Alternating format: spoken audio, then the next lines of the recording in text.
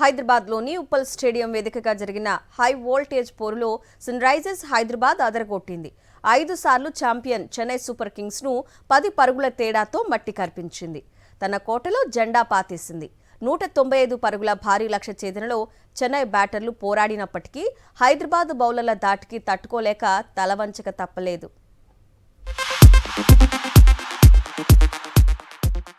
Abhishek Sharma fire class and class.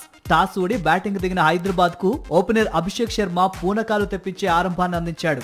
కేవలం 15 బంతుల్లోనే 50 పరుగులు బాది ఈ సీజన్లో ఫాస్టెస్ట్ 50 రికార్డు సృష్టించాడు. అతని ఇన్నింగ్స్ లో బౌండరీల వర్షం కురిసింది. ఆ తర్వాత హెన్రిచ్ క్లాసెన్ తనదైన స్టైల్లో ఫినిషింగ్ టచ్ ఇవ్వడంతో హైదరాబాద్ నిర్ణీత 20 ఓవర్లలో 9 వికెట్లు కోల్పోయి 194 పరుగులు సాధించింది.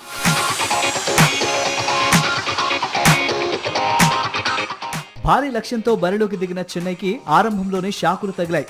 స్టార్ ప్లేయర్లు సంజు శాంసన్, రుతురాజ్ గైక్వాడ్ త్వరగానే అవుట్ కావడంతో సిఎస్కే ఫ్యాన్స్ సైలెంట్ అయిపోయారు. ఆయుష్ మాత్రే, సర్ఫరాజ్ ఖాన్ కాసేపు మెరుపులు మెరిపించిన కీలక సమయంలో వికెట్లు పడడంతో చెన్నై ఒత్తిడిలో పడింది.